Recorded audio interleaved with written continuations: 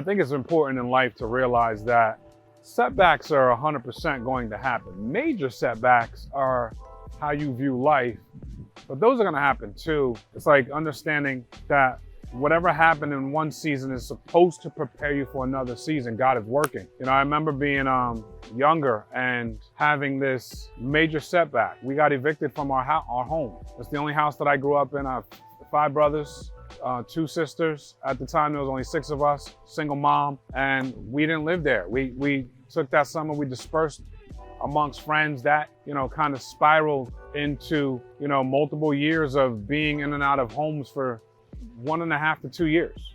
What we could afford or couldn't afford. And, you know, a lot of people look at that and go, that's a major setback. Well, when you're going through it, it feels like a major setback. It's very discouraging, but we kept our eyes on the prize. My mother kept her eyes on the prize. She kept her eyes on education. So modeling that for me taught me how what's considered major was heading towards minor, right? So all of a sudden, as a youth, layers of skin are starting to develop in areas that maybe they shouldn't be developing in as a kid, but this is my life. So, you know, when you think about discouragement or setbacks or major setbacks, it's all going to be the lens you have it in. And it's all going to be, all right, well, what are we supposed to be learning right now? What is supposed to be being taught right now? What am I supposed to come out of this with? It may not be that day that you're able to see the sunshine or see the roses, but understand those are coming too. Just like setbacks are a part of life, so are setups. Another way to handle major setbacks is focus on gratitude. Focus on the things you have right now. You have very good things in your life.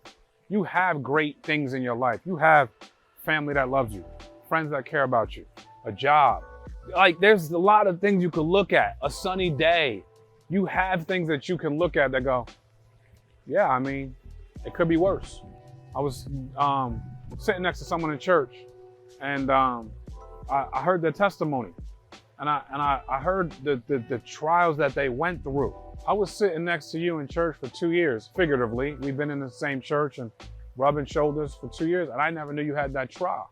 And they said, you know, God worked it all out. And I'm looking at the trial, and I'm looking at them now, and I'm looking at the goodness that took place, and I'm saying, what if they didn't focus on gratitude? What if they didn't focus on the things that they have? Could things have spiraled? Generally, that's what happens.